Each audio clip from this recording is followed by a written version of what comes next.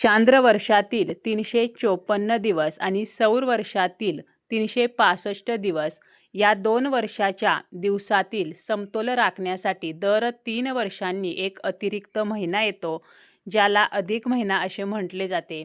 अधिक महिन्याचा स्वामी होण्यासाठी कोणताही देव तयार नसल्यामुळे त्याला मलमास असे मानले जात होते, म्हणजेच अशुद्ध महिना मानला जात होता. परंतु या अपमानामुळे दुःखी झालेल्या मलमासाने विष्णूंकडे धाव घेतली, तेव्हा विष्णूंनी त्याला स्वतःचे पुरुषोत्तम हे नाव दिले. तेव्हापासून या अधिक महिन्याला विशेष महत्त्व प्राप्त झाले. अधिक महिन्यामध्ये केलेले सत्कर्म हे अधिकाचे फळ देत असते. जो व्यक्ती अधिक महिन्यामध्ये दानधर्म करतो, पूजापाठ, उपासना, पारायणे, अनुष्ठाने करतो, त्याला 100 पटीने जास्त फळाची प्राप्ती होत असते. श्रीहरी विष्णू हे या महिन्याचे स्वामी आहेत आणि असा हा जो महिना आहे तर तो श्रीहरी विष्णूंना समर्पित आहे. यंदा 17 मे पासून या अधिक महिन्याला सुरुवात होणार आहे. अधिक ज्येष्ठ हा यंदा असणार आहे. तर या अधिकच्या महिन्यामध्ये आपण बऱ्याचशा गोष्टी करत असतो, जसं की सौभाग्यवती महिला जोडवी बदलतात, जावयाचा मानपान केला जातो, विवाहित मुलगी आपल्या आईची ओटी भरत असते. बऱ्याच जणींना अधिक महिन्यामध्ये आईची ओटी भरली जाते, तर हे माहीत नाही. अधिकच्या महिन्यामध्ये आपण आईची ओटी का भरायची, कशी भरायची, आई नसेल तर आपण मग कोणाची ओटी भरावी, आपल्याला जर वडील नसतील, आई विधवा असेल तर मग ओटी भरायची का, तसेच आपण जी जोडवी बदलतो तर ही जोडवी बदलत असताना कोणते नियम पाळावेत, कोणत्या चुका करू नयेत, याची संपूर्ण थोडक्यात माहिती आपण आजच्या या व्हिडिओमध्ये पाहणार आहोत.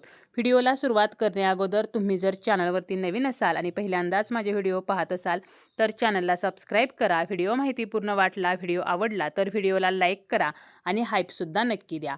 ओटी भरणे हा सौभाग्यवतीचा आदर सत्कार असतो. ओटी भरणे म्हणजे भारतीय संस्कृतीतील एक महत्त्वाचा संस्कार आहे. अधिक महिन्यामध्ये सवाष्ण स्त्रीची आवर्जून ओटी भरली जाते आणि प्रत्येक मुलगी आपल्या आईची ओटी जी आहे तर ती अधिक महिन्यामध्ये आवर्जून भरत असते. काही भागांमध्ये तर फक्त अधिकाच्या महिन्यामध्येच आईची ओटी भरली जाते, परंतु काही भागांमध्ये मात्र जेव्हा आई मुलीच्या सासरी जाते तर त्यावेळेला सुद्धा ओटी भरली जाते. असे अजिबात नाही की फक्त अधिकाच्या महिन्यातच आईची ओटी भरावी आणि इतर वेळेला भरू नये. इतर वेळेला सुद्धा मुलगी आईची ओटी भरू शकतोय, परंतु या अधिक महिन्यामध्ये मात्र आईची ओटी भरण्याला एक विशेष महत्त्व आहे. अधिक महिन्यामध्ये म्हणजे धोंड्याच्या महिन्यामध्ये आईची ओटी का भरावी, तर प्रत्येक आई ही आपल्या मुलीसाठी खूप कष्ट करत असते. आईच्या गर्भामध्येच आपले अस्तित्व निर्माण झालेले असते. प्रत्येक आई आपल्या मुलीला वाढवते, लहानाची मोठी करते, तिला संसाराला लावते, संसाराच्या कानगोष्टी शिकवते, नाती जपायला शिकवते आणि यामुळे आपल्या आईला धन्यवाद देण्यासाठी ही ओटी जी आहे तर ती भरली जाते. आता मग आपण आईची ओटी भरत असतो तर मग आपण सासूची ओटी भरू शकतो का, तर सुनेने सासूची ओटी भरू नये. कारण शास्त्रानुसार असे सांगितलेले आहे की कोणत्याही सुनेने सासूची ओटी भरू नये, कारण सासूने ऑलरेडी तिचा मुलगा जो आहे तर तो त्या मुलीला दिलेला असतो, म्हणून सासूची ओटी जी आहे तर ती भरत नाहीत. त्यामुळे आपल्याला आईची ओटी भरायची आहे, सासूची ओटी मात्र भरायची नाही.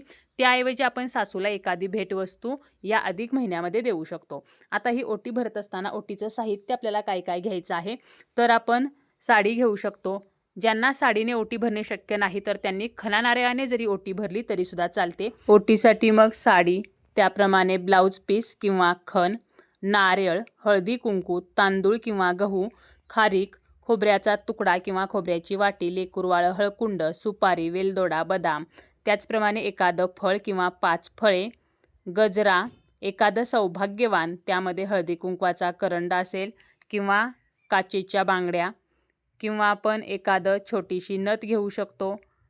तसेच नेलपेंट, टिकलीचं पॉकेट किंवा टिकलीची डबी, मेहंदी कोण, तर असं कोणतंही एक सौभाग्यवान घ्यायचं आहे आणि या साहित्याने ओटी भरायची आहे. नारळ जो आहे तर तो पाण्याने भरलेला असावा. ज्या नारळामध्ये पाणी नाही तर असा नारळ आपल्याला घ्यायचा नाही. बऱ्याच वेळेला साडीला अटॅच ब्लाऊज पीस असतो, तरीसुद्धा ओटी भरत असताना साडीवरती आपल्याला दुसरा ब्लाऊज पीस जो आहे तर तो ठेवायचाच आहे. जेव्हा आपण देवीची ओटी भरतो तर त्यावेळेला त्यामध्ये आपण तांबूलसुद्धा ठेवतो, परंतु कोणत्याही महिलेची ओटी भरताना मात्र तांबूल आपल्याला ओटीमध्ये ठेवायचं नाही. तर अशा प्रकारे आपल्याला खणा नारळाने किंवा साडीने ही ओटी जी आहे तर ती भरायची आहे. ओटीमध्ये आपण ज्या ज्या वस्तू वापरतो तर त्या वस्तू म्हणजे अखंडता, अक्षयता, विघ्न निवारक, सौभाग्यदायक, आरोग्यदायक मानल्या जातात. धोंडे जेवणासाठी माहेरी गेल्यावर आपण ही ओटी भरू शकतो किंवा आईला आपल्याकडे बोलावून सुद्धा आपण ही ओटी भरू शकतो. ओटी म्हणजे स्त्रियांचे गर्भाशय. जो स्त्रियांच्या गर्भाशयाचा भाग आहे तर त्याला आपण ओटीपोट म्हणतो आणि स्त्रीच्या गर्भाशयातच नवनिर्मितीचे वंशवृद्धीचे सामर्थ्य असते. म्हणूनच फक्त केवळ विवाहित महिलांची ओटी भरली जाते. त्यामुळे विधवांची ओटी जी आहे तर ती भरली जात नाही. आपल्याला जर वडील नसतील, आई विधवा असेल तर मात्र आपल्याला ही ओटी जी आहे तर ती भरायची नाही. विधवांना आपण हळदी कुंकवाचा मान हा दिला गेला पाहिजे, परंतु शास्त्रानुसार विधवांची ओटी भरली जात नाही. त्यामुळे मग आपण आईला एखादी भेटवस्तू देऊ शकतो, साडी घेऊ शकतो किंवा बाकीच्या ज्या भेटवस्तू आहेत तर त्यासुद्धा आईला देऊ शकतो. फक्त आपल्याला ओटी जी आहे तर ती भरायची नाही.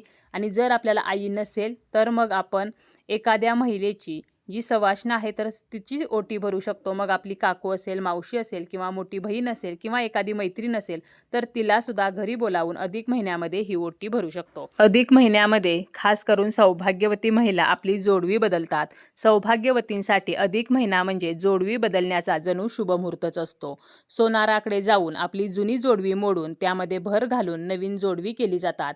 जोडवी ही लग्नानंतर सर्वप्रथम पायामध्ये घातली जातात. जोडवी या शब्दामध्येच त्याचा अर्थ आहे की पती पत्नी या दोघांना जोडणारा एक दुवा आणि जोडव्याचा संबंध हा चंद्रग्रहाशी आहे. चंद्रग्रह हा नातेसंबंध सुधरवतो, नात्यांना बांधणारा असा हा चंद्रग्रह आहे. ज्योतिषशास्त्रानुसार आपण योग्य पद्धतीने जोडवी परिधान केली तर चंद्राचे शुभफळ आपल्याला प्राप्त होत असते. जुनी जोडवी जी आहेत तर ती झिजत असतात. कोणताही धातू आपण जेव्हा परिधान करतो त्यावेळेला त्यामध्ये झीज ही होतच असते. म्हणून जुनी जोडवी मोडून ही नवीन जोडवी जी आहेत तर ती अधिक महिन्यामध्ये केली जातात. बरेच लोक जोडव्याला लग्नाचे प्रतीक मानतात, परंतु पायाच्या बोटामध्ये जोडवी घालणे यामागे एक वैज्ञानिक कारण देखील आहे. जोडवी घालणे हे प्रजननाशी संबंधित आहे. असे म्हटले जाते की पायाच्या अंगठ्याजवळच्या बोटाची शीर ही डायरेक्ट गर्भाशयाशी जोडलेली असते. जेव्हा आपण त्या बोटामध्ये जोडवी घालतो त्यावेळेला ती शीर दाबली जाते आणि यामुळे गर्भाशयावर नियंत्रण राहते आणि रक्तदाब सुद्धा संतुलित राहतो. कोणत्याही स्त्रीला निरोगी ठेवण्याचे काम ही जोडवी करत असतात. परंतु ही जोडवी करत असताना काही चुका मात्र करायच्या नाहीत. जोडवी बदलताना जर काही चुका झाल्या तर मात्र आपल्या वैवाहिक जीवनामध्ये अडचणी निर्माण होऊ शकतात. जोडवी करताना ती चांदीचीच करायची आहेत. फॅशन म्हणून इतर कोणत्याही धातूची जोडवी आपल्याला पायाच्या बोटामध्ये घालायची नाहीत. कारण कमरेच्या वरच्या भागामध्ये आपण सोन्याचे अलंकार घालतो आणि कमरेपासून खालच्या भागामध्ये चांदीचे दागिने घातले जातात. चांदी ही थंड असते, त्यामुळे जोडवी जी आहेत तर ती कूलिंग एजंट म्हणून काम करत असतात आणि आपल्या खालच्या भागातील उष्णता कमी व्हावी तर यासाठी आपल्याला चांदीचीच जोडवी जी आहेत तर ती करायची आहेत. आपली जोडवी जी आहेत तर ती कधीही कोणालाही देऊ नयेत आणि इतर महिलेची जोडवी आपण सुद्धा घालू नयेत. कारण आपला कोणताही सौभाग्य अलंकार जेव्हा आपण इतर महिलेला देतो, म्हणजे जे आपण परिधान केलेले सौभाग्य अलंकार आहेत, इतर आपण नवीन सौभाग्य अलंकार देऊ शकतो, परंतु आपले स्वतःचे सौभाग्य अलंकार हे कधीही इतर महिलेला देऊ नयेत. जोडवी कधीच सैल नसावीत. आपल्या पायाच्या बोटातून ती पडतील तर अशी जोडवी आपल्याला करायची नाहीत. जोडवी ही पायाच्या बोटाबरोबर घट्ट बसतील अशी आपल्याला करायची आहेत. कारण जोडवी पायातून पडणे हे अशुभ मानले जाते. तर अशा छोट्या छोट्या चुका आहेत. जोडवी बदलताना ह्या चुका आपल्याला करायच्या नाहीत आणि अधिक महिन्यामध्ये कोणत्याही दिवशी आपल्या सोयीनुसार आपण ही जोडवी जी आहेत तर ती करू शकतो. खास करून प्रत्येक आई आपल्या मुलीला अधिक महिन्यामध्ये ही चांदीची जोडवी करत असते.